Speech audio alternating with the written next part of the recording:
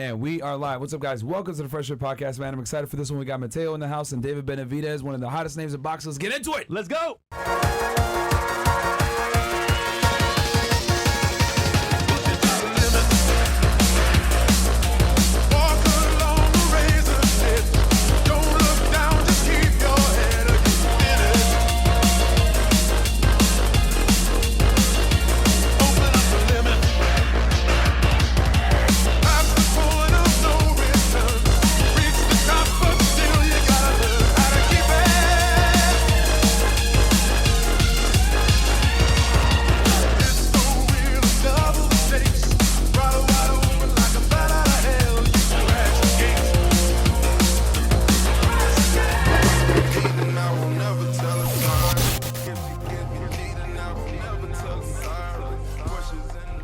And we are live. What's up, guys? Welcome to the Fresh&Fit podcast, man. Regular edition. It's Wednesday, man. We got a special guest in the house. We got David Benavidez, and we got Mateo in the house as well, owner of Boxer Gym. We're gonna be talking some boxing today, man. I'm actually very excited for this. But real quick announcement before we get into the show: rumble.com/freshandfit. As you guys know, that is the home base. So if we ever do get canceled, you know exactly where we'll be. Also, CastleClub.tv that has all of our content, as you guys know. A lot of our videos aren't on YouTube anymore. They're on Castle Club and on Rumble for obvious reasons. So make sure to check us out over there, man, if you want the whole backlog of everything. And what else? We're doing an event. Yes. April 26th here in Miami, guys. In South Beach. It's going to be a live show with us, other guests as well, a lot of girls too as well. So stay tuned for it, and we'll see you guys there. April 26th at what time do doors open? 6 p.m. Doors open at 6 p.m., guys. You're going to get a live show, get to meet us in person, and you guys have been asking us to do more live shows. So we're going to, it's going to be our first one that we're doing by ourselves. So make sure to come out and check it out, man. Tickets are on sale now. Very affordable, $100 for general admission, man. So we're trying to get as many of you guys in there that we can meet y'all. So it'll be a good time. But without further ado, man. Without further ado, man. We got special guests in the house. David and Mateo. Yes. So we know who you are, brother, but tell the audience who you are. They don't know. My name is David Benavidez. I'm three-time world champion, 168 pounds WBC, #1. Actually, the #1 behind Canelo, trying to fight Canelo. You don't want to give me the opportunity, but we're still doing our thing, man. We're still putting in the work, showing everybody who the best is, and just making my dreams come true day by day. He's 15-0, right? Yeah. Me? Right now? Yeah. No, I'm 28-0. Oh shit! Yeah, shit. with 24 knockouts. Damn, goddamn, my bad. You're not playing. Don't worry, Canelo's scared. Yeah. And then Mateo. Man, you already know. We're honored to have us on here today. David Benavidez has been in Miami for the last couple of months now. He's made this officially his home. Him and his family have moved out here. He's at the Boxer Gym doing his camp. We're super proud to have him. And you know what? It's a true honor to have a world champion like this. More than that, we're very good friends. There's a story behind that. He'll get into it a little bit, but Of course.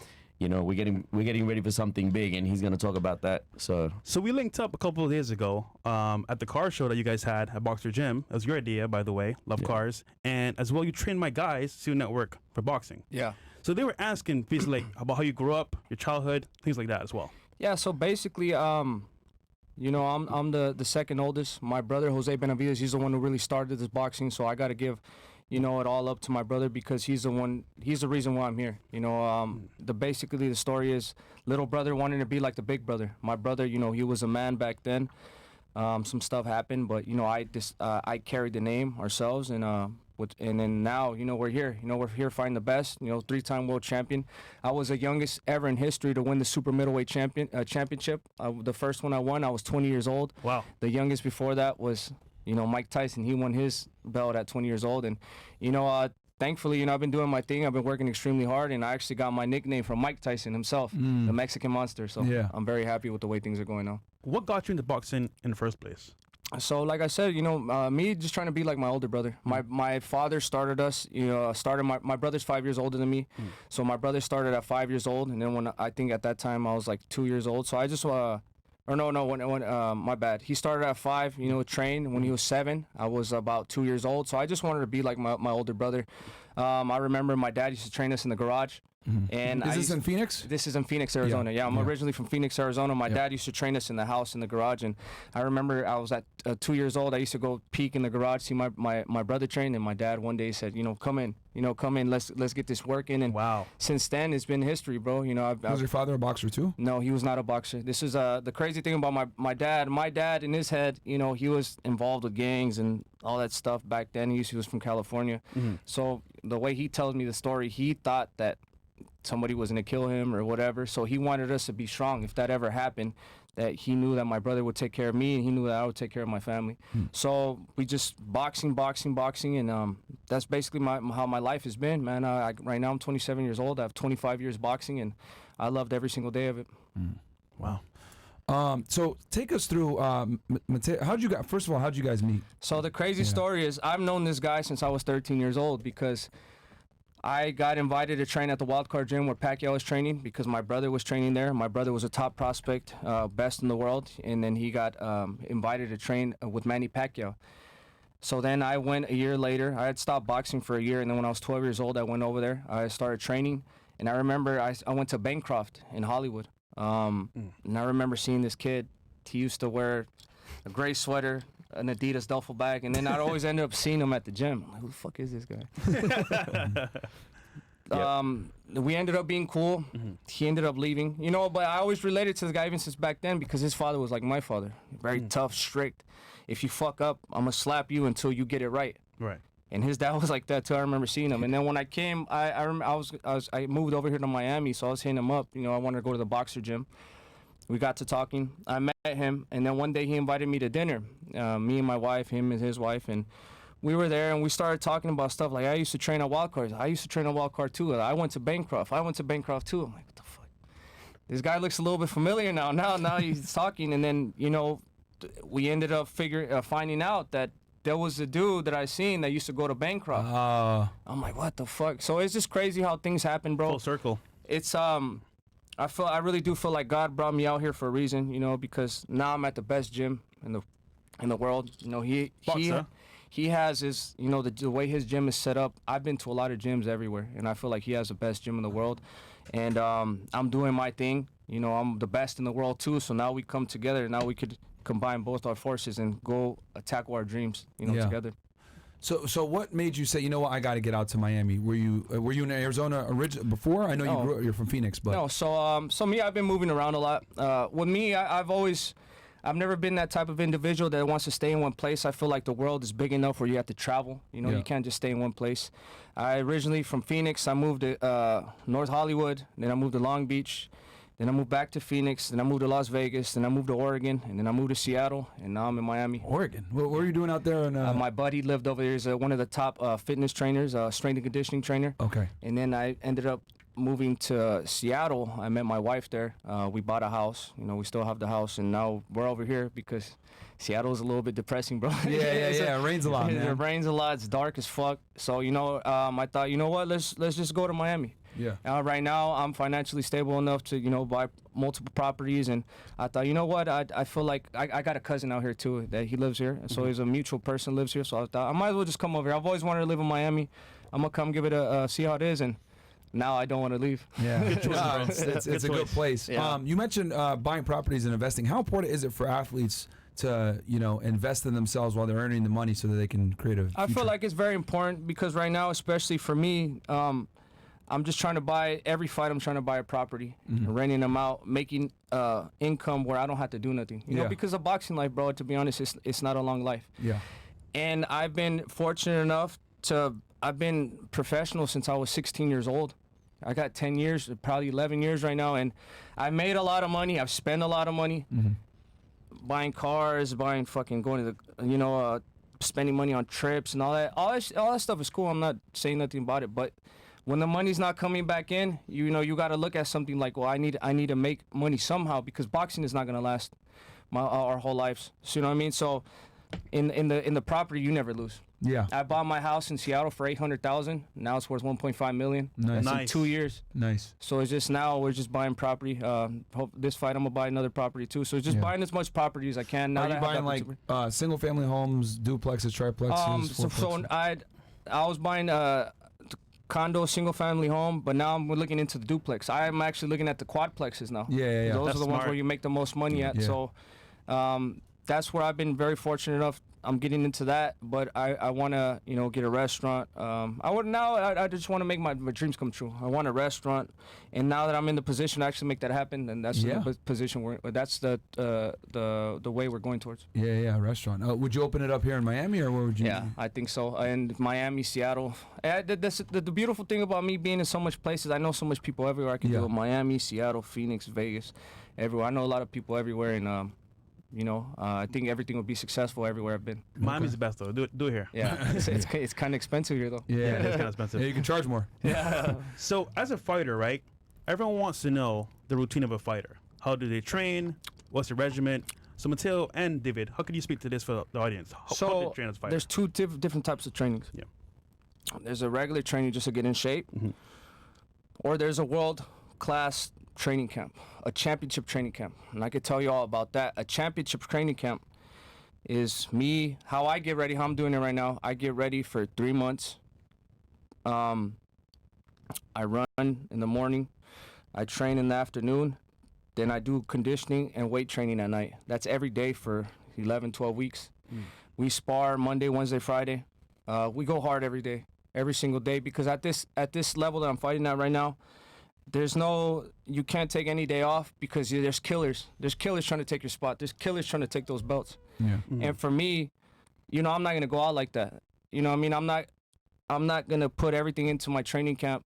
I'm not gonna not put everything into my training camp because this is my passion. At the end of the day, I feel like you have to put everything into your passion to see your dreams come true.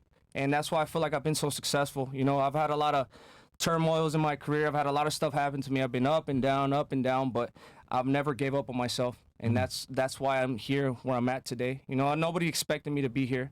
And then I'm still here, and it's for a reason, because I love what I do, and I'm never going to give up on myself. Yeah. You mentioned that it takes you about 90 days if you got a fight coming to get in shape, and you said you run in the morning. Like, how many miles are you? So we run like 4 miles, 5 miles.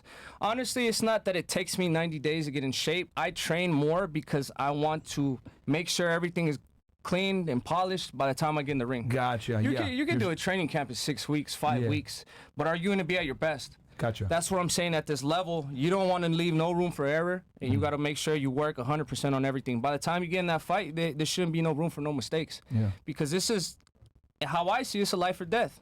Not literally, but if I lose, my fucking career dies. Yeah. So I take this very, very serious, bro, and I feel like every fighter should. They should take it extremely serious, and that's let me be successful like I am. And now I'm at the doorstep of something big. You know what I mean? I'm fighting for another title at another weight class. So by the time this fight is done, I'm gonna have 4 of those. And then we're still trying to look for that Canelo fight. Canelo is all that bullshit, like, oh, he needs to be respectful, this and that. I'm not gonna bow my knee to nobody, because I've earned my shot for the belts. The only reason this fight isn't happening because he wants fucking 150, 200 million, which is absurd. Not even the promotion company makes money like that. So that's just basically me telling me that he's scared. Why is he doing this? Because he's that scared of you? That's a monster? You know what I mean? If the thing about this, I try not to say much, because if I say I'm scared, if I say he's scared, people say I'm a hater. Oh, what have you proved, this and that? I've got 3 belts. I'm the #1 contender. I don't need to prove shit. I beat the people they tell me to beat so you can fight for the title. Right. And I've done that over and over again. I've been in the mandatory for 3 years. That never happens. Yeah. That literally has never happened. Can you explain to the audience what the mandatory is? So the mandatory is, so when you're waiting in line, there's a ranking list, 1 to 10. Once you reach that #1 shot, that #1 spot, you have to fight for the title. That's always how it's been. I've been beating the top guys. I think I beat the top 4. From 4, 3, 2, and 1. Yeah. And I beat him back to back, and I still haven't got a chance, you know. But I feel like Canelo right now, he's a money man right now. You know what I mean? In boxing, each of these are 3%. So what I make 3%, you know, even if you're not at the champion, the sanction fee is 3%. So imagine if Canelo doesn't want to fight me, and he tells the promotion or the sanction, no, I don't want to fight him.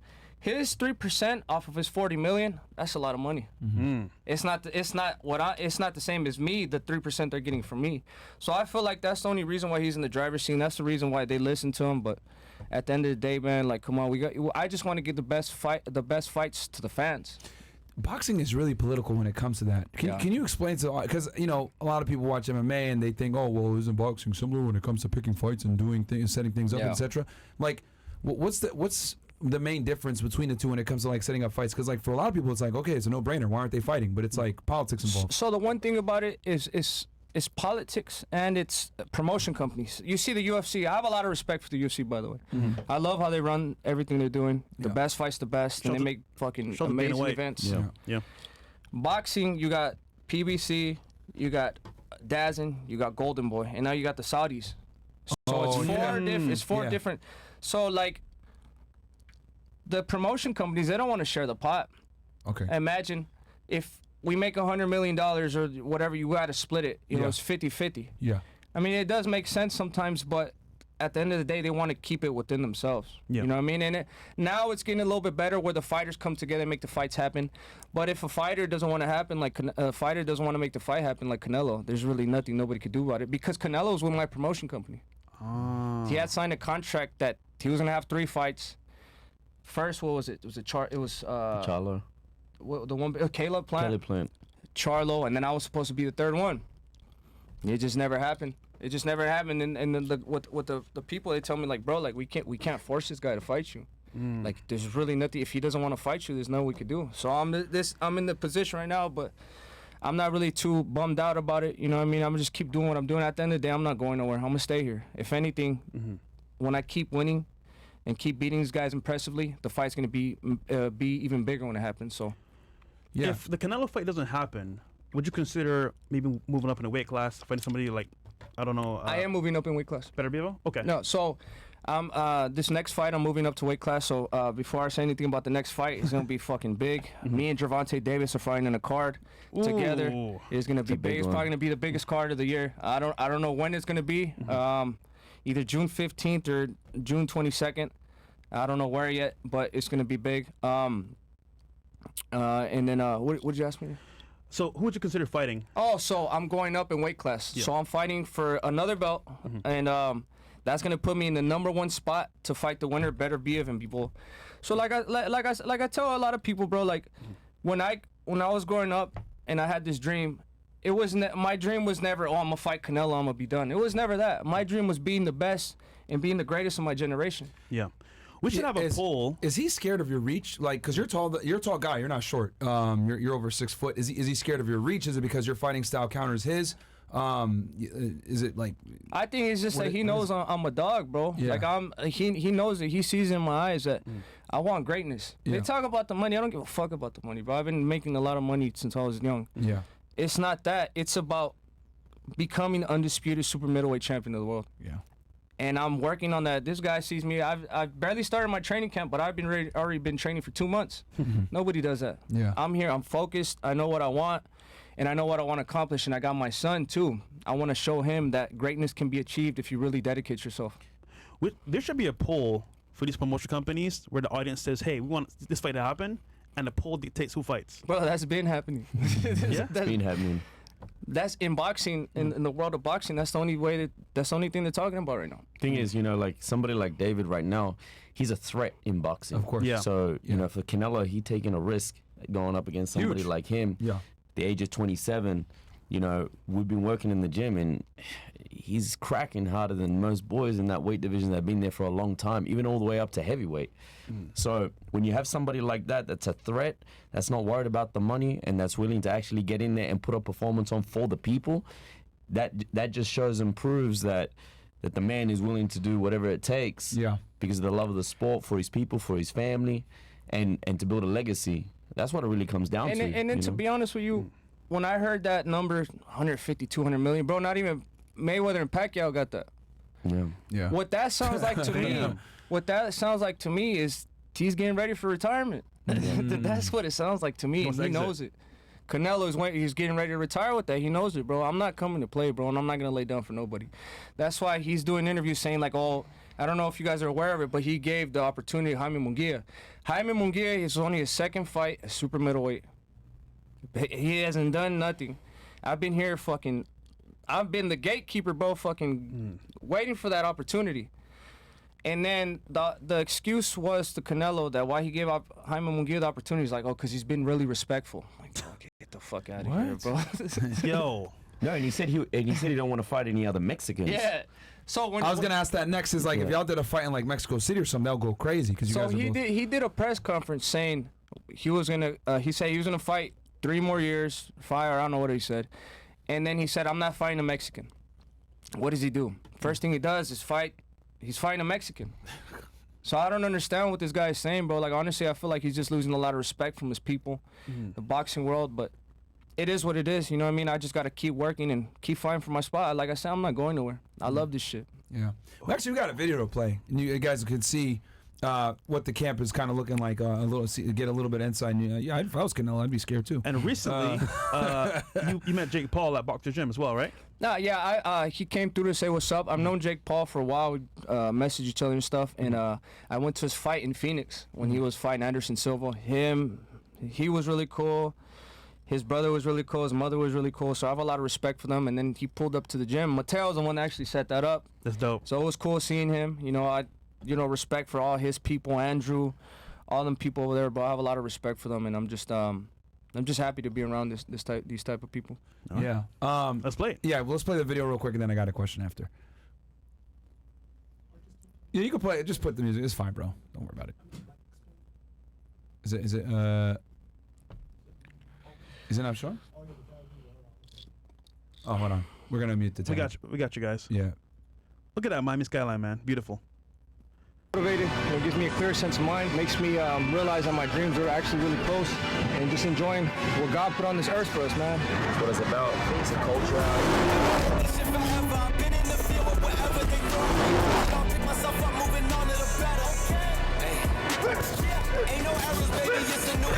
That's why he's my favorite fighter. Let's go! Hey, David's looking sharp. My man's a monster. Come on, he's looking good, baby. He's so long, fast, fluid, having fun, good defense. Looking good, man. For real.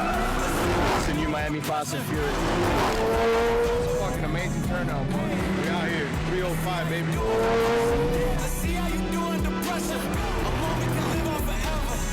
Our lifestyle, we like to show it. You know, we like to box, we like to train hard. You know, we like to enjoy our cars, all these super cars, and life of luxury. Come on. Focus. With a vengeance, I show you the road. My dog, man, champ, always come here ready to work, good spirits, good mindset, good mentality, man. He has all the tools to success. Suited up, bitch, my whole team do the same. Don't you forget who created The cars behind me going crazy. Let's go. Every day's a different day. Putting it all on the line, working as much as you can every single day. If you're not moving forward, you're moving backwards. So just trying to reach greatness. Boom. Fire. Just being here gets me even more motivated. You go, Bills. Yeah. No, I mean, obviously, you came to Miami to work. A lot of people come here to party and just hang out and shit. Like you're here training every single day, going hard in the paint. So That's motivating. yeah. So what do you think, bro? Mike Tyson, Jake Paul. To be honest with you, I'm gonna tell you how this. Jake Paul, I have a lot of respect for Jake Paul because he's an influencer. He started from Disney and worked his way up. Yeah. But when I see his training videos, bro, he's actually training like a professional boxer. He is a professional boxer, but he's training like he really wants it. Yeah. A man that trains like that is dangerous. Yeah. Because he has a dream to come true, and only a dream that he answers to himself that he has to make it come true. So it's gonna be a tough fight. You know, Mike Tyson is older, but don't get it fucked up. Mike Tyson is still Mike Tyson. Yeah. The thing that I like about this fight is that Mike Tyson, he's gonna get a fucking bag for this fight. Of course. He's gonna get a lot of money, bro. And that's, you know, What are you that's, thinking? What if you had to I don't want to estimate? say. You don't want to No, say it? I feel like the both men have to be sharp. If Jake don't come prepared, you know, it's gonna be a tough fight for him. If Mike don't come prepared, it's gonna be a tough fight for him. Jake has been improving every single fight, but Mike Tyson is still Mike Tyson. Yeah. You know, I'm still gonna go. I'm gonna be there in support, but you know, whatever happens, happens. I feel like when I know a lot of people in boxing, they always ask me, "Who do you think is gonna win?" I don't know. I just hope it's a good fight. You know what I mean? So I'm happy that Mike Tyson's able to still make that money from the fight, and still. I was shocked he took it. Yeah. I thought Mike Tyson is dog. He's Mike Tyson is Mike Tyson. Yeah, And that's the yeah. thing about it. But that's what I'm saying. If Mike thinks he can fight, then What do you think, Mateo? You got to think about it like this, you know. Jake's a smart businessman, right? Yeah. So in order to get somebody like Mike Tyson, you know, to fight against, if you think about it, and let's just say I drop a name right now, Shakur Stevenson. Okay. Do you know who that is? I've seen his name before. Do you know who that is? No, I don't. No, so to the average person, you don't know who that is. But if you go to India, into some bad area or ghetto, and you say Mike Tyson, they're gonna say, I know that person. So think about the planet. I see what you mean. You see what Jake's doing? Yeah. He's setting it up in a way that, he obviously got the money or he got the investors to be able to put this together correctly and maximize it as much as possible, because the name is what is the draw card. And then by having Netflix involved to do the fight rather than any other platform that's going on. Yeah, I was going to ask you that's guys a about big that. deal. You know what I mean? Are any, because like you mentioned, I think there were 4, Daz and Golden Boy, what was the other 2 again? PBC and then... And then the Saudis, I don't know what they... Oh yeah, the Saudis. Yes. Like they're creating a whole boxing infrastructure over there, you're right. To try to like compete with Dubai's like entertainment place. But have you ever I've never seen this before, Netflix getting involved with boxing like this. Never. I think it's just a new it's a new thing now, because even PBC is with Amazon. So I mean, these people they have a lot of people that that tunes into their stuff like around the world. Amazon and Netflix. So I think that's just going to be overall bigger and better. Do you think streaming is the future? Like pay-per-views are done now? Yeah, I think so. And then the also thing that I like about these deals that other people aren't really considering is that it's going to be harder to steal the pay-per-views.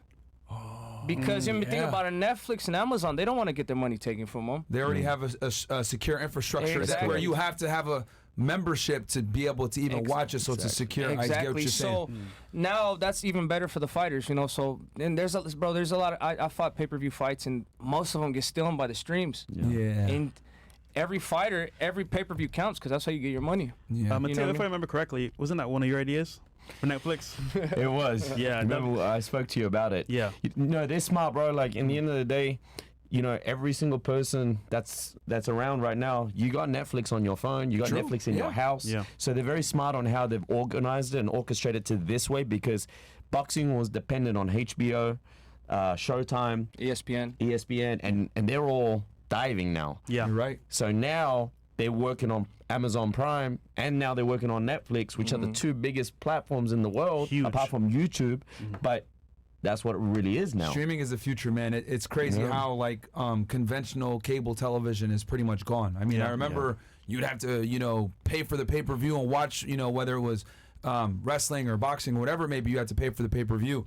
Now it's like you just stream it. That's from what your it is. phone. Yeah, people don't watch TV anymore, man. It's just that's what it's come down to. So we had one of the guys that you were training actually on CEO Network, my boy Peter. He had a question for you. He said, how many amateur fights did you have before you turned pro? To be honest with you, that's where it gets funny for me, because I always never... The way I was, bro, I was always a bigger kid. I was always a fat kid. I never made weight. Really? So I only had 15 amateur fights. My dad used to be mad, super mad, because we used to go to the tournaments. I'd be overweight. There'd be nobody in my weight class, so that's why I would never fight. But I was always in the gym working extremely hard.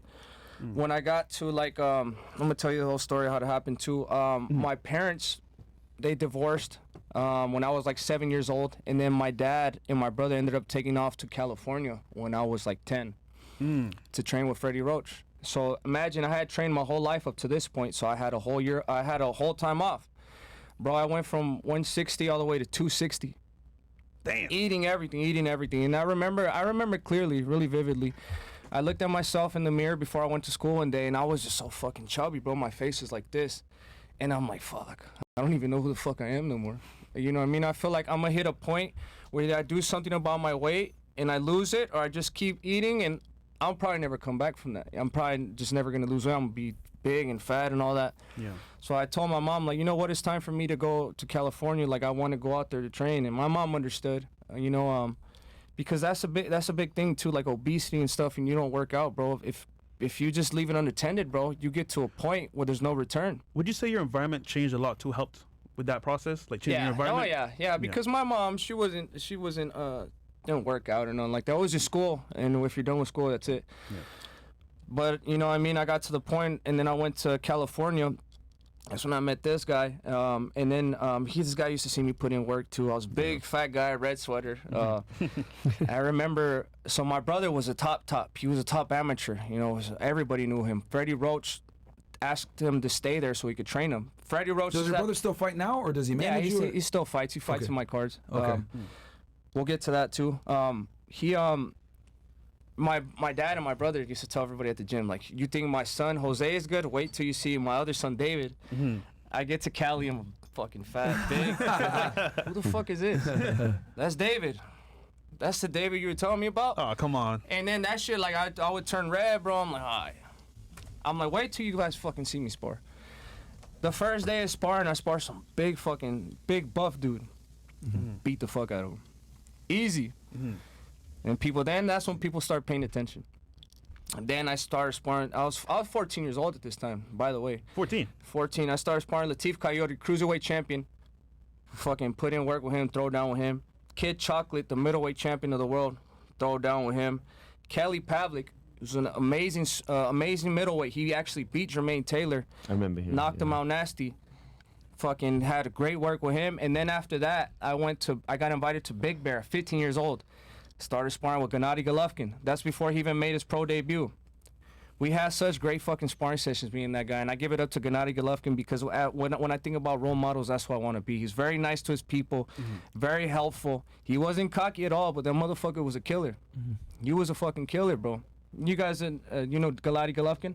The guy I've heard the name before. Canelo? Yeah. Yes. Fucking, he was an animal in the ring, but outside the ring, the nicest person. So this guy, bro, I started sparring him before he even made his U.S. debut. He was from Kazakhstan. This guy is a monster. If you guys knew boxing, you'd understand the severity of who Golovkin was.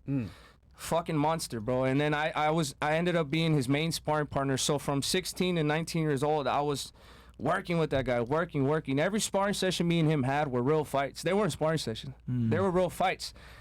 So by the time I ended up figuring this guy out, everybody else became easy. And that's what I'm saying. I'm very grateful for Golovkin because he himself put me on a different level. Well, I can tell just how you meet people, interact. You're very humble, very kind. Even in the elevator, you're like, hey, is that your kids? I have kids too as well. Yeah. Very social. I think that's very good, bro.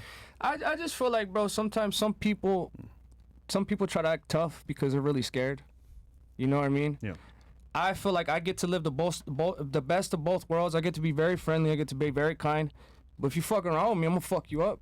You know what I mean? And that's how it should be, bro. I'm not out here trying to act tough. I'm actually trying to help my people. There's some people, bro, that they're just really big-headed and there's a lot of ego. Yeah. Sometimes when you take ego out the situation, you get to live your life more comfortably and you get to make better decisions. Well said. How important is it to spar often? Is that like obviously that's like the cornerstone of boxing, but I think people kind of underrate how important that is versus just like hitting mitts or like, trying to... Sparring is not only hitting, it's catching the timing, working footwork. There's a whole science to it, bro. Yeah. And then also too, you start to in sparring, you feel that, and it's something different about when you're a top level fighter. Like with me, you go in there, you let that animal out. Yeah. And, you got to practice that. You got to practice being that killer. You got to practice fucking not caring about people and beating the shit out of them. Because how I say it, it's either they get me or I get them. And I'm never going to let them get me. They're always going to be the ones getting taken out. So it's always just practicing that, sometimes you don't even got to work hard, but just, practicing the shots, head movement, defense. There's a lot of stuff that goes into it. It's really technical. I was going to ask you, so you said you spar like every day, right? No. I spar 3 times a day. Wednesday, Friday. Monday, Wednesday, Friday. Okay, so... Like our schedule. Yeah. So Monday, Wednesday, Friday you spar, and then Tuesdays and Thursdays you're doing like lifting weights or running? So I'm training boxing throughout the whole week. Yeah. And then... it's Tuesdays, Thursdays, and Saturdays we do strength and conditioning. Okay. Because also too, boxing it takes a toll on boxing and training takes a toll on the body. Yeah. Strength and conditioning. Shout out to Earl. What's his last name? Earl Wolf. He's a fucking beast. He used to play in the NFL. He gets my body right, bro. My legs, everything. That guy is a beast at everything. And also shout out to Memo Heredia. Shout out to all my people who have been training me for a long, long time. And It takes a toll out of your body. And as time goes by, I've 25 years boxing. Now it's not really more about putting in the work as hard.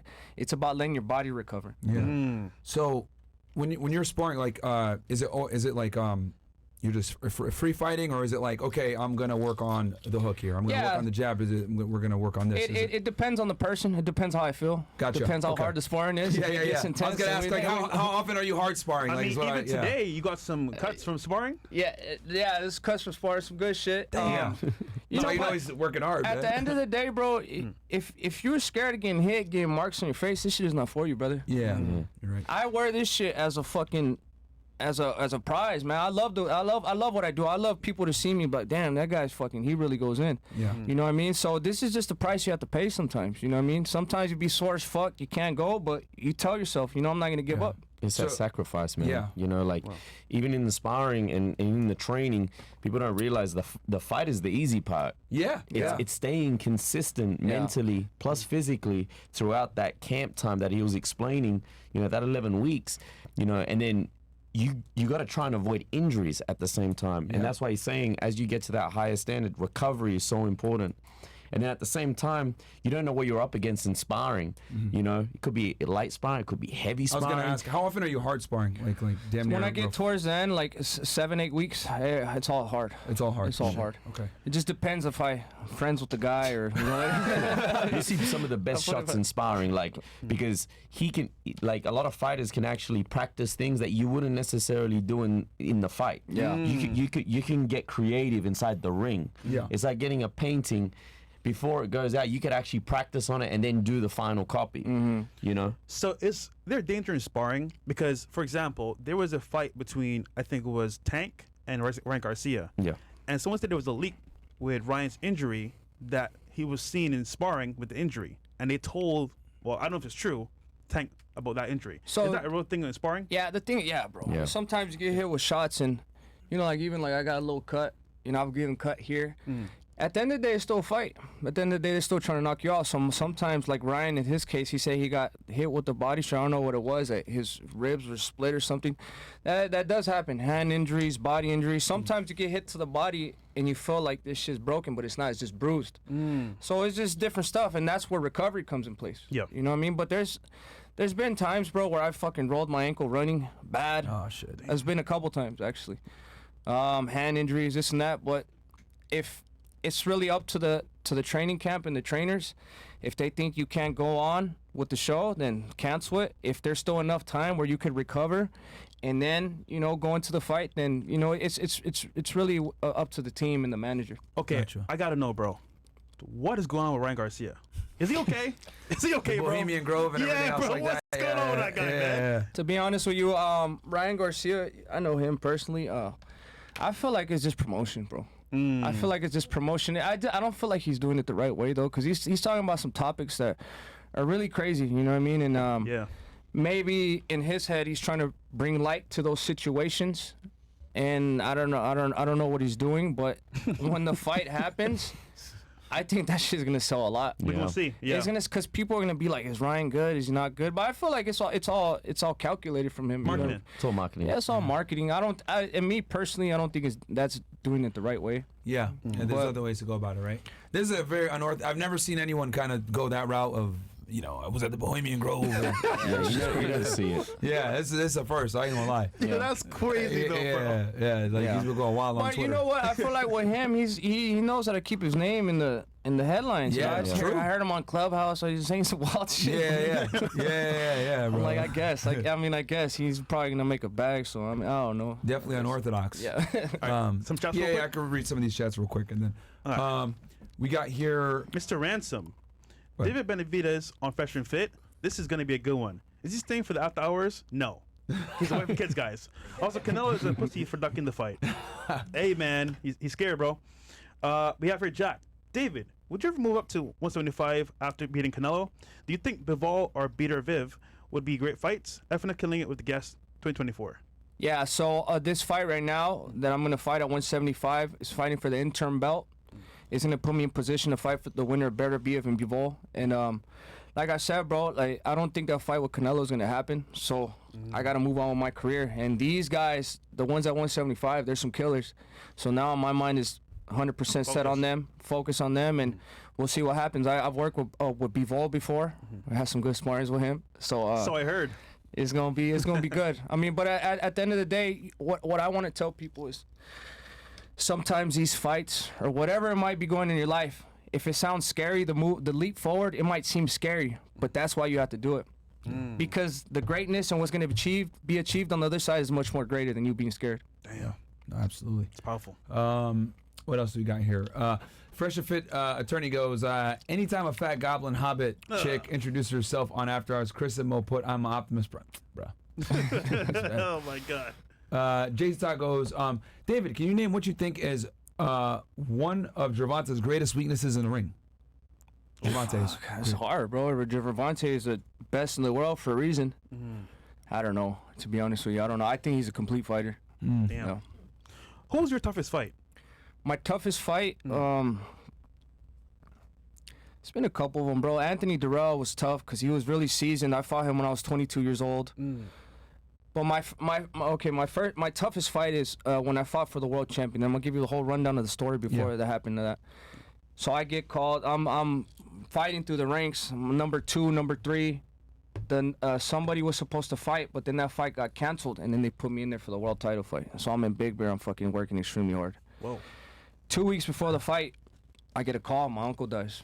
Oh. So that fucked me up mentally in my head, and it was hard to go through that, bro. But I'm just like, in my head, I'm thinking like, what if he wouldn't want me to stop? He would want me to keep going. Right. The week of that fight, I swear to God, too, bro, I had I'm making weight. I'm laying down. I have a nightmare where I have a demon putting a pillow over my face and trying to kill me, or he was choking me, and I wake up with the pillow on my face like that.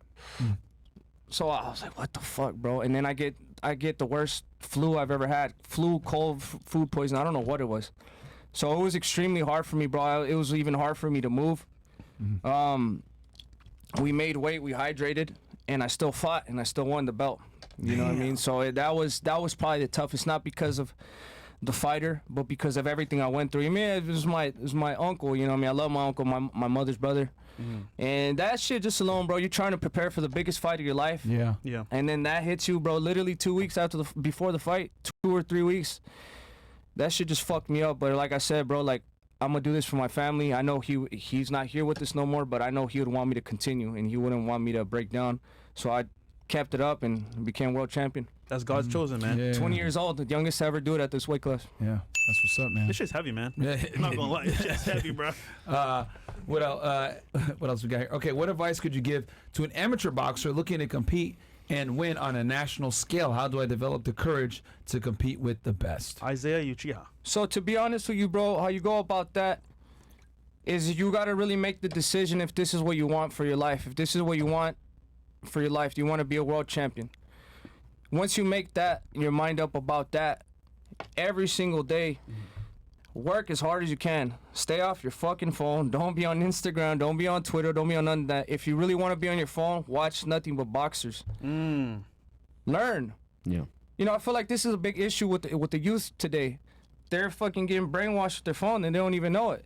They see TikTok and all this shit, but they're not gaining nothing from it. Yep. And I know kids are watching. I have cousins. I have all this. They watch bullshit all fucking day.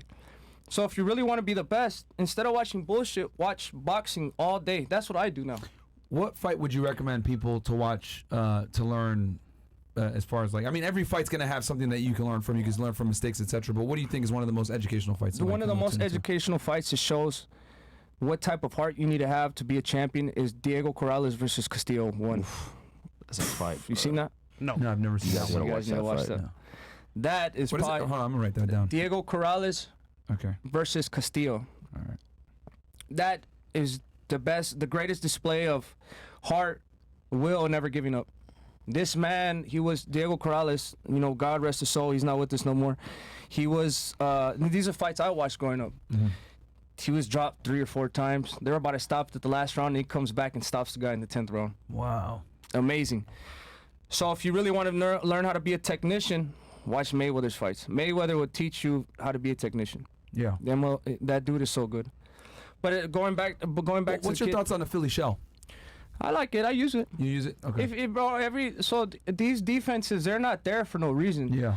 The Philly shell competes with the regular guard because this guard right here, as you can see, you can hit the body. Yep. You can hit the uppercut. If you know how, if you're really advanced, you know how to go around that. But with the Philly shell, blocks the body, both sides. You could catch the jab, you could catch the hook, and you have to use head movement with it. So there's a lot of skills again, bro. You have to learn how to do this. This shit just doesn't come overnight. But they're really the Philly shell is really effective. Yeah. Very I effective. just watched Floyd do it all day, and I'm just like, what the fuck, Very man? effective. But if you see it, he's not just blocking like this. He's using his legs. He's using his head movement. He's using a lot of shit. Distributes his That's whole what I'm weight. saying. Yeah. If somebody wants to learn how to box, watch Mayweather. Yeah. He's so technical and he does everything great. Yeah. Wow. Yeah, It's not all about power, huh? yeah, no, it's just It's not. Honestly, there's sometimes you have to set up shots to get the power shot. The power shot's not the most important part. The most important part is setting up the power shot. Sometimes you want to throw up here to keep their hands up here so you go downstairs. Or you fucking touch up here to go up here. It's just it's a thinking man's game, bro. It's a game of chess in there. Wow. Calculated. Yeah, we have this guy in our gym. He's a Miami legend. He's a world legend in boxing. Rigondeaux, right? So he doing his camp at Boxer right now. He's one of our favorite fighters of all time. Even if you just watch him, he's a very lightweight Right, fighter. Bro, down I'm to gonna give you a list of names of the boxers to watch. Okay, yeah, I'll give you a because list. I'd be watching. I'd be I'll give actually you a list, watching. yeah. And when you see this guy at 40 years old and the way he moves and distributes the punches, the man cracks like a welterweight, you know, and he's coming at 120, 119, 120, 124 This guy's three-time gold medalist. in the Olympic Games. Shit. Bro, that's 12 years already, right Yeah, there. yeah, That you have yeah, to be yeah. amateur. Yeah. Plus, how much belts he won? Like 6, 7. 6 or 7 He's a belts, legend, man. bro. He's a living legend. Living legend. And you know, we sit there and we watch and we see him in real life, and it's like, damn, you know, you learn a lot of these different styles and arsenals, and you implement it into your own craft. You don't necessarily have. What was to his name again? Rigondeaux. Rigondeaux. It's Is he called American? Rigondeaux. Is he American It's Cuban. or- It's Cuban. like He fought for Rigondeaux. Cuba? Yeah. Yeah. Okay. It's spelled kind of weird, so. But also the thing I wanted to tell a lot of people too, bro, especially young kids. Bro, with me out, it was never a sure thing for me, bro. I didn't even want to box. I almost gave up like 3 times. The only reason I didn't is my dad didn't let me. My dad was a tyrant. He was not gonna let me stop boxing.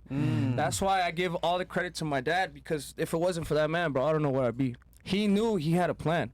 He's like, I'm not gonna let you stop boxing. And I didn't like boxing, bro. I honestly thought my dad hated me because fucking I'm 4 years old, wake up 5 in the morning, run fucking 2 miles, go to school, come back, train. It was like that my whole childhood. I don't have a childhood. I don't remember childhood. The only thing I remember is getting my ass beat because I didn't want to train, running, training, sparring, and that's it. Did you ever work a job? No, I never worked a job, and that's why I'm very grateful for my dad. I'm very grateful for my father. Sometimes, as kids, we don't know where we're gonna end up, but as long as you fucking put 110% of it, that's what I'm saying. With me, I didn't know I was gonna be. I didn't know I was gonna be a world champion, bro. I thought it was far fetched, but I said, you know what? I'm gonna take the chance. I'm gonna work my ass off, and if it doesn't work out, it's fine, bro. The only thing that if I don't put 100% into it and I walk away, that's what's gonna fuck me up in the future. I grew up in a household like that too, where my dad pushed me a lot, and I grew up like hating him. But then as I became older, I started to appreciate and say, "God damn, like, It's a real man." Yeah, thank you. Yeah. Like, do you think the reason why your father pushed you so hard was, you mentioned that he was involved in like, criminal activity before? Was it to keep you away from the streets? You think? Yeah. Why he pushed you so hard? 100%, 100%. Okay. That's what I'm saying. My dad knew exactly what it was, and I have a lot of respect for him. Yeah. Because of that. Because when I was growing up, I didn't know that. But now that I see how the streets are, I see how our people are, bro. My dad at the end of the day was just protecting us, and he didn't want us to go the wrong route that he had went. Okay. Yeah. No, I mean it's and it's so people really underestimate the importance of fathers, man. I've always said like a good dad will keep their sons out of jail and their daughters off sugar poles, and that's a perfect example. Yeah. Obviously he instilled that mindset in you. Would you say, and is he like your manager now, or as Yeah, far as I like, still train with him. He's just Okay. in Seattle right now because we made a move to Seattle. And then another thing I'm proud about too, my dad bought his house. He has a gym. He has everything. Gotcha. Because I made him a lot of money, and that's why I'm so proud of that. Not only I am able to live good, but my dad's living fucking comfortably. Yeah. You know what I mean? So, he's over there. He's doing this thing, and What do you do for work while you were growing up? me? No, your dad. Like, what did he do? Oh, he was a trainer. It was a He's okay, my train- dad's a hustler, bro. I Yeah. remember my dad used to sell fucking cigars, stole cigarettes. He used to sell a whole bunch. We used to go to California. We used to buy the bootleg movies. My dad made me hit the block, sell the whole movies. I wasn't good at it. My brother was good at selling the movies. My dad used to make me sell chocolates. Even with when the grills came out, the fake grills, we'd go to California, get them, make me hit the whole the block where I lived. And I never did none of that. I would eat the chocolates. I'd wear the grills. I'd watch the movies. But they make good money like that. And then my dad ended up being a manager at a gym in Central Boxing Gym. Shout out to Central Boxing Gym. That's why I had all my youth of boxing in Phoenix, Arizona. Yeah. And now I'm really proud because they did a mural of me, my father, my brother outside the gym. It's really dope. Nice. So yeah, man. My dad he was always gonna get it, regardless. You know, so I always liked about my dad. He always made opportunities for himself and for us. Gotcha. Do you have some? Any more chats? Yeah. Was there any more chats? Okay. Okay. A question for David. And guys, get your questions in now because we're gonna end the show soon. Question for David. What are your thoughts on the future of boxing as a sport, and what's the most challenging aspect of being a boxer? It's a good one. I feel like the future of boxing right now is getting extremely huge because now, back then, you wouldn't see fighters making 100 million, 200 million. Now, it's more revolving. Now Canelo asked for 200 million. If it ever happens, he might get it. Mayweather, McGregor, Jake Paul. So now it's more. We have a bigger audience now, you know, and now a lot of people could really make a lot of money off of this, bro. So I feel like the future of boxing is YouTubers are getting into it. YouTubers that's a good thing, bro. That's why I never had a problem with the YouTubers getting into boxing. At the end of the day, if we can motivate somebody to get in the ring and actually do it themselves, that's what we want. Yeah. Sometimes people give YouTubers shit because they're making a lot of money, but bro, they're looking up to us. That's why they're in the sport. I think it brings more awareness to the sport, like more awareness, for example, of boxing itself. Because some kids would never get into it, but seeing their favorite creator get into boxing is like, oh wow, this is dope. Because I remember before, you know, there was always the criticism, oh, boxing is a dying sport, blah blah blah. But I mean, I think with the whole social media push with it, it's like it's huge now because because let's be honest, most influencers don't want to get in a cage and fucking kick each other and shit. Yeah. But boxing is a way to do it and have your combat within, you know, and that's why boxing goes so technical because you're limited to your hands. Yeah. So it's like the better technician, the better fighter is going to win 99 out of 100 times. Yeah. Yeah, and you got to remember, like, it's not just men too. You got a lot of women doing it now. Yep. You got kids doing it. You got everybody doing boxing. Yep. It's universal for everybody. Right. So, dude, but 28-0 is crazy, bro. Yes. Question: what is the minimum amount of, I guess, wins you should have amateur before you go pro? You think?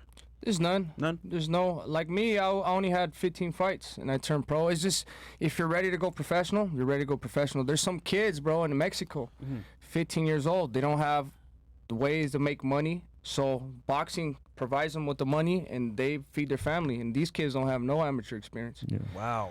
So it just really depends on where you're at. What's the process like? Like, is there like a board? Like, do you declare I want to go professional? Like, how do you even So you just make that transition? You apply for a professional book or a professional license. Okay. You have to have a team, and if they approve it, you just do the test. They scan your head, all that stuff. If you're fit to fight, you're fit to fight. Yeah. Oh, wow. Okay. Real quick. I mean, you see the YouTubers, they're fighting. Yeah. You're right. Okay. Greatest fighter of all time in your books? It's a couple, brother. Top 3. Oscar De La Hoya, I love him. Manny Pacquiao. Roberto Duran. I was about to say Roy that. Jones Jr. Yeah. Julio Cesar Chavez. Damn. Mike Tyson. Evander Holyfield. The list goes on and on, bro. I really love boxing, so I know about all these boxers, but there's just been so much greats. And I'm just in this position I'm in, I'm very happy for myself to even be in the same doing the same thing that my idols were doing when they were my age. Do you think Tyson's going to bring the peekaboo style when he fights Jake? Yeah. Or is he going to switch it up? No, he's not going to switch. I don't know. That's what I'm asking because I don't see anybody do it anymore. So I was like wondering, like, is he going to just... I mean, I don't think so. I think Mike Tyson, he's always liked the style. His style is very effective. Yeah. And the best person to do his style is Mike Tyson. So I think he's going to stick with it. Tyson's special, man. Yeah. Who utilizes it now, you would say, the best? Pitbull. Pitbull, yeah, exactly. Pitbull. Pitbull. Know, so like with boxing, there's like a lot of trends. Yeah. So back then when Mayweather was fighting, everybody wanted to have the Philly shell. Then Lomachenko came up. You know Lomachenko? Yes. His angles and all that. And then you see kids turning to that. So it's just like a trend, bro. It's you know, people. That's the cool thing. That sometimes there's a fighter that comes in the generation that just motivate the whole boxing world. Yeah. You know what I mean? So it's different. There's people that have the Julio Cesar Chavez style, Golovkin style, Mayweather, and Lomachenko. What would you say are the main, like the main styles? Because obviously, right, like Mexicans fight a certain way, Russians fight a certain way, Americans have their style, Cubans have their own style. What is the main differentiation between the two for like an average viewer that might not know? So the differences? the Mexican style is a brawling style. Okay. You just go in there, you fucking give it your all. Mano a mano, that's how they call it. The other one, That's where the term comes from, I guess. the boxing, the sweet science is like Mayweather style. Use the ring. Yeah. That style gets a lot of criticism because a lot of people call it it's running, but it's not running. It's just being more intelligent, moving your feet. And those is basically the Letting only, the person tire themselves out. yeah. It's only those are the only two. It's either a brawler or a boxer. Yeah. Okay. And then usually in America, you got like the West Coast fighters and you got the East Coast fighters, and you can actually tell a little bit of the difference. Yeah. You know, like when Zab Judah used to fight and all those guys from the East Coast, from New York, and they would fight, you know, people from the West Coast, from LA, and you'll see the difference from a place like Wildcard and somewhere like Gleason's. What are some of the differences you would say from the East Coast, West Coast guys? I think, you know, from the East Coast, it's more so East Coast is more Philly show, Philly shell. Okay. and then the West Coast is more like Like the brawler. Yeah. Brawler. Okay. Yeah. Gotcha. Nigga shell. I'm just saying, bro. Slim Mobile goes, I'm a company truck driver who's on a 1099. Should I make an LLC? Yes, my Yes. friend, and switch that shit to S Corp ASAP. As soon as possible. Rick says, never sent out a super chat, but just a huge fan of the Mexican Monster. Used to be a Canelo fan, but now a fan of David. David is the future shot of for putting him on as well. Thank you, I'm not brother. gonna lie, man. I'm a fan too as well. Yeah, You know, absolutely. very humble guy. Thank No, you I guys. mean, I appreciate it. I Thank knew you. about you because my coach said, oh, David Benavidez was in the gym training, and Jake was there, etc. And I was like, oh shit. And he's like, yeah, Canelo's fucking ducking him. Everybody knows that. And I was like, Yeah. oh shit. So if you guys want to come down to the gym and see my sparring sessions, you'll realize why. Yeah, You'll yeah, realize why yeah. he's ducking. Hey, man, I'll be scared too. Yeah. Hello, Benavidez. Thoughts on Isaac Pitbull and Canelo ain't scared of you, brother. He would break you down easy. All right. Okay. What's your response to that? He don't get an answer. Just like, nah, I mean, well, fuck And him. he wants to know, okay, Isaac Pitbull, thoughts on that? Pitbull is a great fighter. He's like the next Mike Tyson. He's a little Mike Tyson. You Okay. know, he has the same style. He's a great fighter. I think he adds a lot to the Mexican type of Mexican list of fighters because he's the same. You know, he puts everything out. You know, puts his heart out on the line and you know fights with everything. Fights with a lot of balls. Pause. Okay. Keep Canelo, this guy, you got some Manny. Canelo fans in here. Keep Canelo name out your mouth, punk. You're going to end up just like Raleigh Romero. I already imagine your confused face on the canvas. Canelo is the best Mexican fighter of all time. Bruh. No response to that, right? That's why that's what makes the victories much more sweeter when you get to shut people up like that. Yeah, Facts. yeah. How much hate do you get like that? To be honest with you, bro, I don't go on my phone. I don't look at Instagram. look at that shit. Because at the end of the day, bro, that shit pisses you off. Yeah. If you keep reading that shit, I mean, I know a lot of people say, "Oh, I don't let it get to me," but think You're about human. it like this: if you're reading somebody call you a piece of shit every single day for a month, Yeah. that shit starts to get to you. Yeah. You know what I mean? Negativity is negativity, no matter how you put it. That's true. You're right. So I mean, the thing I gotta say about people like this, if you don't have the fucking balls to say that to somebody's face and you're just typing, then you're not a real fucking person. If somebody talk to me like that in person, I'll fucking beat the shit out of them. And that's how I know. If you don't have the balls to tell that to somebody to their face, Yeah. you're not a a real lot of person. keyboard warriors, bro. You're not a real and here's the person. other thing too. Like, it's not like you're the one that's saying, "Yo, let's box." So clearly, you're not scared. Yeah. So what? Like, the onus isn't on you; it's on him. Yeah. Like, what the fuck are they talking Yeah, about? exactly. It's like, oh, I don't mean, call what him, does it sound like? Well, like I'm not gonna fight him unless they give me 200 million. Like that's absurd, bro. Yeah. Like what the fuck? You know what you're doing whenever you say that? 'Cause Yeah. You don't want it to happen. Yeah. Wink, wink. Let's see here. Anything? Oh, what do you think of catch weight fight at 160 with Crawford? You know, it's crazy because they were just talking to me about that. But no, 160. I haven't been at 160 since I was like 12. Bro, and like, I can only imagine cutting weight like how, because you're a tall guy. Yeah. So So like, 160. I mean, I'm already doing a lot by getting to 168, 160. That's another 8 pounds. Yeah. So no, Fuck I'm that. not doing that. But Crawford is a great fighter. I mean, I would love to share the ring with Crawford if that opportunity came up, but not at 160. Gotcha. June says, "Hey David, since you sparred with Golovkin in the past, is it true what they say about his punching power? Keep up the great work, champ." Oh, that motherfucker hits hard. He hits hard. He hits hard. So, funny story, when I first sparred him. So, I was the main sparring partner for a reason. You know what I mean? I am who I am, and I was his main sparring partner for a reason.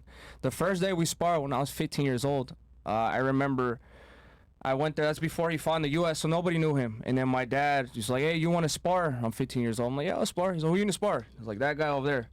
So I turn to look at Golovkin, and he gives me, bro, the most killer look I've ever seen. I'm like, "Oh, fuck, I'm kind of scared, to be honest with you." But I'm like, I'm not, if my dad thinks I can handle it, then fuck it, let's go. Having a great sparring, both catching each other. We both throw a left hook at the same time. Boom, hit it to the body. We both go, ugh. Oh, step back. We both step back. And like, yeah. but he hits hard, bro. The reason why I know everything I know right now and why I'm so good is because his shots were so hard that you have to do things outside of your comfort zone. You have to learn defense. You have to learn head movement. You have to learn all this shit to not get hit. Yeah. But he hit hard. Yeah. But he knows I hit hard too. Yeah. No. It's different, man. I mean, I sparred with my coach a few times, and he fucks me up, and I'm like, God damn. It's one thing to hit mitts, but it's another thing to like stand in front of someone that's more experienced than you, and fight them, and then you're like, oh shit, I gotta avoid getting hit. And not only the thing about it too is getting hit, and also being able to think after. Yeah. That's just hard, bro. Yeah. And then like what you mentioned, like about like setting up shots, like that's something that's like underrated. Is like, oh yeah, I'm gonna hit you a few times up top, and then boom, hit you in the body, and getting hit in the body hurts, man. Yeah, it takes like, everything out of you. Holy shit, like it'll knock the wind out of you. So it's like unless you box and you feel it, it's like it's you can't describe it. Yeah. So, and I mean, to obviously do it at your level was fucking crazy, man. Yeah. Yo, Eddie hit me one time. Crazy admiration. I said, bro, I need a timeout. Yeah. Eddie don't play, bro. So crazy admiration, man. Yeah. Dieter Biev versus Bivol. Who do you got? Ooh. To be honest with you, I think Bivol is gonna win, because Biev, bro, he's like almost 40 years old. He's strong, but I think Bivol is more of a complete package. He can move in and out. He hits hard, and he uses his distance really well. But Biev too, he's a monster. But I got Bivol on that fight. Yeah. Okay. And then what else do we got here? Jay Toon. The Mexican Monster, Mike Tyson's voice. David, I'm 28 years old, 225 pounds, 5'8". If I lose 40 pounds in 8 months, would you spar me? I have 4 to 5 years of experience, but I haven't done any boxing in like years. You're gonna get fucked up, bro.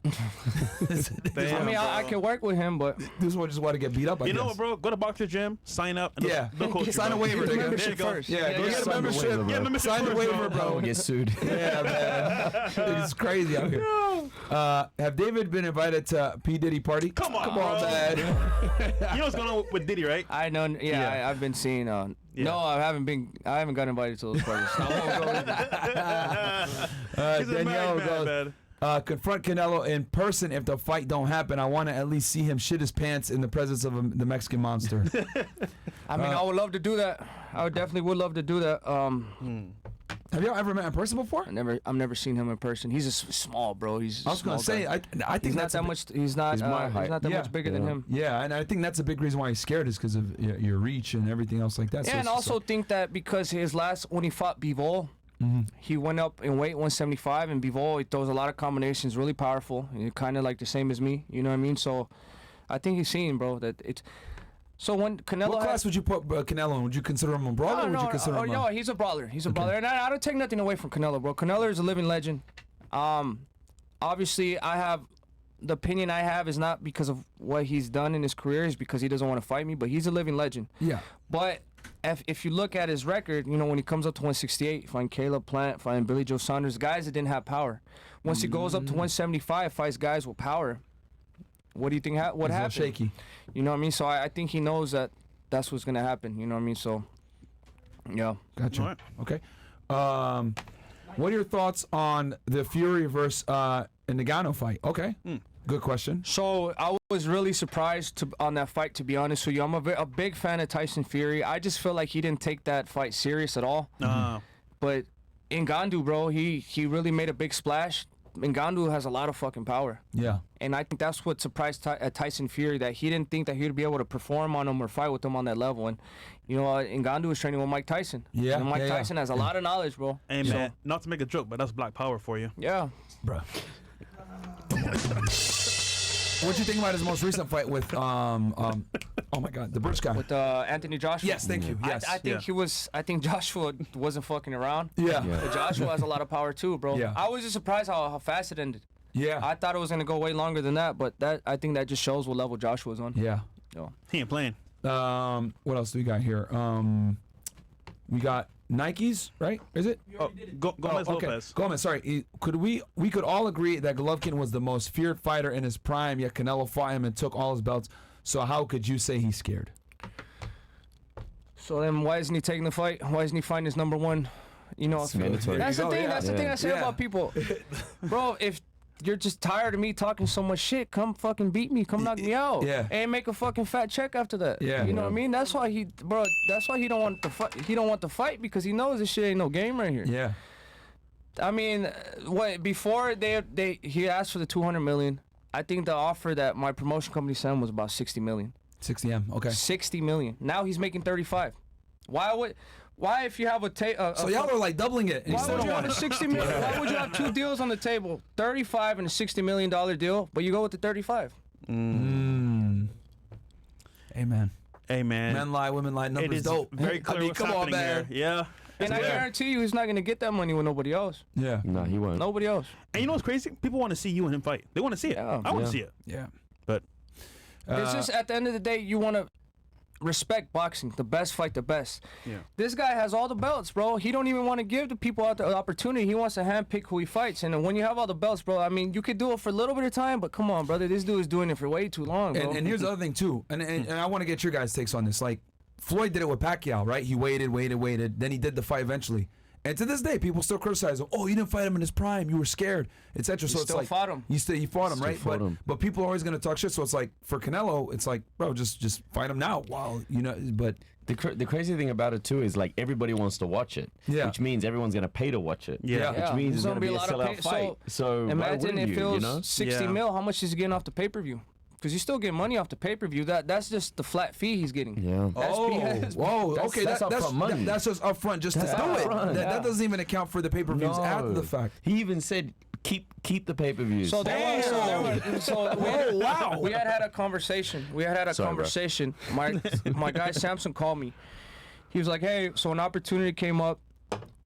He said that after your fight, he will fight you in September, but you have to get a fee of $5 million, and that's it. No pay-per-view, nothing." I said, "Let's fucking do it. Let's do it." Yeah. I have to give away percentages. I'm ended up with like 3.5. Yeah. Before taxes. So I'm like, for me, I'm like, I don't give a fuck. That's the opportunity I wanted. I don't care about the money because once I beat him, that's when the money comes. Right. But I think they were just trying to see what I was gonna say because I had said before that if I would fight him for $5 million or even less, so they were trying to see. Oh yeah, well, he wanted more money. He didn't keep his word and said he'd only fight for the $5 million. But I ain't banned, bro. I said I'm stand by my word. I don't care. I want the opportunity. You called their bluff. We never. You called their bluff. We never heard back about it. Yeah. And then Hey, man. the crazy thing too is that him and his team, they'd go and say, we never received nothing from Benavidez. There was never a fight on the table. Bro, how are you going to sign a 3-fight deal with my promotion company in the fight that everybody wants to see? You think my promotion company is not going to talk to you about fighting me? Like, how is my name never... He said that Al Heyman never talked to him about me. Like, bro, it just makes no sense. So it's just lie after lie. So it's You know, fucking... it's interesting because the people watching, right? Like we talked about the whole Canelo thing, and then they keep bringing it up. That tells you how much the people want it. The people here even are like watching it right now. We got what over 10,000 y'all watching right now live. Like the people want it. Almost every question that's come through is like, "Where's the fight?" Like, Yeah. Hey. You know what was funny too, bro? So when we heard about that, the 150, 150, 200 million, I'm like, yeah, well, hopefully after he gets that money, he has enough money left over to buy a pair of balls. He's ducking, man. It's obvious he's ducking. Yeah. So Yeah. at this point, okay. main event. Okay, it goes. Main event goes. Big fan of David. You have an excellent high guard. Did you model that after Winky Wright? Also, to put in perspective, as scary as David is in boxing, in his prime, GGG or Triple G was arguably scarier. I'm sure David would agree. Yeah, that's a good comparison. I like what the guy said about Winky Wright because, yes, I did. Winky Wright is definitely who I took it after. And what the guy say about Golovkin? Did he mention? In his prime, Yeah, he said in his prime. was scarier. Yeah. You said David would agree. Well, I mean, David. I He mean, fought yeah, Canelo yeah, too. he's a I fucking watched great that fighter. fight. I watched the fight. Triple But G you know, fight so Canelo. the thing about it is too that you guys gotta understand. Golovkin, when he was coming up, when he did his HBO pay-per-view, his first HBO fight, he was already 29. You know what I mean? So he started later. Yeah. But I've been champion 3 times. I've done a lot already, bro. At 27 years old, and I'm still going. Yep. You know, so by the time now, these are the best years. I feel like I'm really entering my prime, and I feel like people are really gonna see the best of me. Yeah. You know what I mean? So I can't agree with that question. You know, I can't agree with that because I'm barely getting started. Yeah. I got fucking 10 years boxing already. I'm ready for another 15. Shit. All right. All right. We got who's up next here? Oh, Strawberry goes. If any other fighter kept denying they'd strip their belt, why hasn't Canelo been stripped? Ooh. So because the sanctioning fee of all the belts, there's so much fucking money in there, brother. Yeah. That 3% off of that, they all get 3%. That 3% off that 40 mil, who else does that? Where else are they gonna get that money at? So Canelo's promising that he'll fight me or he'll fight whoever after, but he never does. So I mean, that's I don't want to talk bad about the sanctioning belts, but that's just what it is. That's the cold reality that they're making more money with him, and they want to keep him happy. Okay, so So it's not even he has honoring other fights. It's who's holding the Yes. belt that Yeah. makes us the most money. Politics. Oh, That's how it is. Yeah. he has priority. yeah. Basically, yeah. That's how they're making it seem. Boxing politics, man. It's crazy, bro. See, as a viewer, we would never know. Yeah, you wouldn't know. Yeah. Like, and, We you just, know, oh, he's scared or whatever. But there's stuff behind There's the so scenes. much behind the scenes that Yeah. nobody knows. Yeah. And we don't even know what's really going on, but but I'm glad that y'all are like kind of shedding light on this because it's like, you know, some idiot out there might say, "Oh, what are you doing?" But they don't know what They the don't fuck Yeah, is no, going on. they don't know the They don't whole get it. rundown about everything, and that's just the cold reality of it. You know what I mean? He's making the company so much money, the sanctioning belt so much money that, you know, they're just gonna cater to him I remember we had on. until he loses. Oh, Gotcha. But Okay. but so they look at it like, all right, so who holds the belt sometimes is more important than if the best person holds the belt. Yeah. So like this is the thing too. Like obviously, you know, it's called the passing of the torch for a reason because Mayweather did that to Canelo. So how the fuck am I ever supposed to get there if I'm not able to fight the best of the best? Yeah. You know what I mean? I've put the work in, everything he's been through, I've been through. I've done the same thing. But because he was able to share the ring with Floyd Mayweather, they made 2.5 million, or how much they make? 2 million, 1.5 million off the sales. Yeah. That instantaneously blew his name up. Yeah. Mayweather's fans became his fans. Yeah. So I guarantee you, once I fight Canelo, his fans are gonna turn into my fans. Yep. But it's because you get that spotlight to perform and show yourself to the world. How am I gonna do? I mean, I'm doing what I'm doing. I'm giving great fights, but you know, what I mean, I'm not selling 1.5 million. I'm not selling like them. Do you think it's because he's not at the end of his career yet and he wants to keep going and he knows fighting you will be a career ender? So this is the thing about boxing too, bro. You have to put the work in, bro. Yeah, it's not gonna happen overnight. Yeah. You know what I mean? I've been professional 10 years. I barely got my first pay-per-view last year. You know what I mean? So it's just you got to put the work in, put the work. I think little by little I'm getting there. You know, I'm gonna start to hit those numbers, but it's just I'm saying sometimes it's the passing of the torch. If you really believe in your skills, come shut me up. If Yeah. not, I'm gonna take the torch myself. Yeah. But that's the thing that he knows that it's 50-50. Is there anyone else in that weight class you could fight at the same magnitude or not really? No. Canelo is the guy right now. So that's why I'm, Yeah. forget about that. Going up to 75. Yeah. These are the best guys there, so we're gonna make it happen there. Got it. All right. Yo, that nigga's scared, yeah, man. but that's all they're spamming in the chat right now. Yo.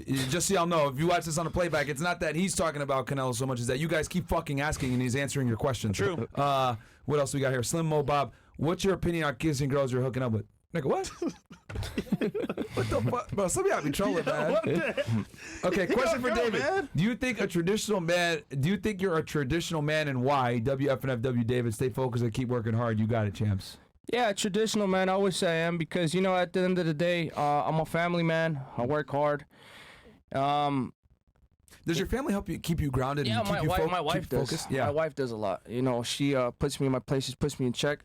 And not only that is having my family, bro, it gives me so much more motivation. I was gonna ask, I love yeah. being there with my family as opposed to being in the club or being this and that. You know, I get to see my son grow up. I'm teaching him how to box.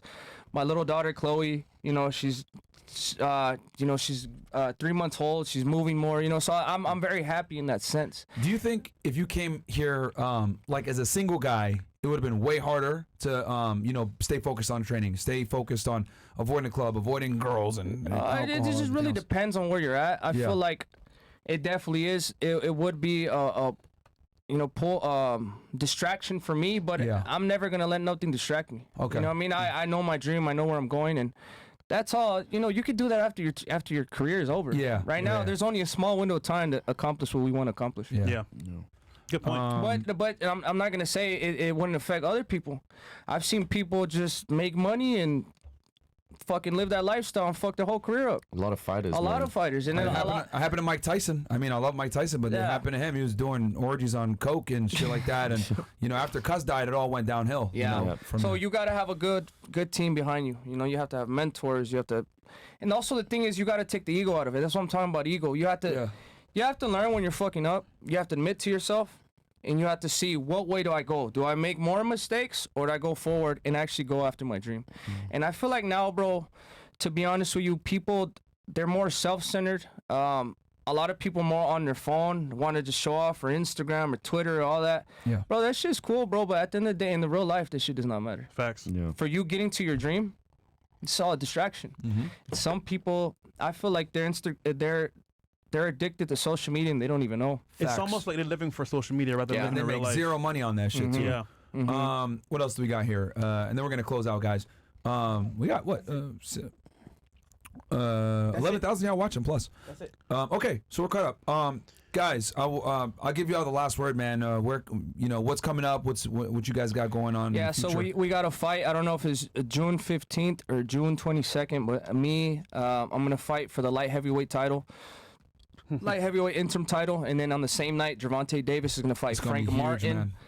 Fucking lit card. It's going to be amazing. Probably going to be the biggest card Where's it going to be? of the whole year. I don't know. It's either going to be in Vegas or Houston. Okay. I was gonna ask. I know you didn't know where it was. Yeah, but it's gonna be a fucking big fight. So I'm very excited. I'm working hard for that, and we just take it little by little. You know what I mean? Hopefully we can bring you that guy's a Canelo fight, because I know that's what everybody wants to see. But man, the chat's been spamming it all the whole time. Half the questions were about that. Yeah. So I mean, I'm just happy to be able to be here with you guys. Yeah, bro. Thank you for coming, so man. much. Thank you for coming, bro. And it's an honor to be here with you guys and be here with No, the it's an fans. honor to be, bro. Because I started training boxing a few months ago, and I'm like, holy fuck! Like I got like a whole newfound respect for the sport and for you guys. So this for me, this is awesome, Bro, I gotta teach this guy like I was doing the class. Yeah. No, honestly, bro, he can teach you a lot. Yeah. No, so I find enjoying that too, just helping the fighters. I mean, the guys that he brought. So my CEO Network, they came through the boxer for training, right? And then he came and showed them a lot of moves. I was like, damn, that's love, bro. I'll pull up. He didn't have to, but he did it. I'll go. I never go outside, but I'll go for that. Let's do I'll it. go. Yeah. I love that. Yeah. So that'll be great. I think the people would like to see that too. But nonetheless, though, thank you, Mateo, for making this happen as well. always. Because without Thank you, you. bro, I never met David. For Even sure. Daniel as well. Thank you, Daniel, for showing up as well. Yeah. Shout out to Boxer about Jim for setting networking, us up, man. What's coming sure. next for you and Boxer Gym? Man, at the moment it's been amazing just because we got a few projects on the line. We're looking at opening up another location, possibly up in NYC, another one in the Middle East. Middle East has a huge boxing market. Yeah. They're trying to get into it big time. I'm in the middle of also, restructuring a few things with the brand where, we got the management company, we're getting fighters in. Having David Benavidez at the gym is an absolute, honor and pleasure. It's been attracting a lot of fighters. Yeah. And it's just about, fueling the brand and being very consistent with what we're doing and bringing more value to the people, always. You know why I like Boxer? There's a community. They care about their people. And for example, let's say you're a member, they care about you too as well. And what's more important is that like celebrities come in there all the time and they're humble. Yeah, all They the help time, people. bro. They're very social. So that's really good at Boxer Gym. No, that's great, man. But yeah, guys, hope you guys enjoyed the interview, man. We're gonna be back with some lovely ladies here in about maybe 45 to an hour. Thank you guys for coming by. This was thank you guys. honestly fucking Thank awesome. you guys. Real quick, man. Yeah. Oh yeah, he gave us us some gifts, man. And a shirt. I'm wearing. Shout out Dave Benavidez and his team, man. And yeah, guys, we'll catch you guys here in a bit, in about an hour or so, man. Thank you guys for coming by. Peace.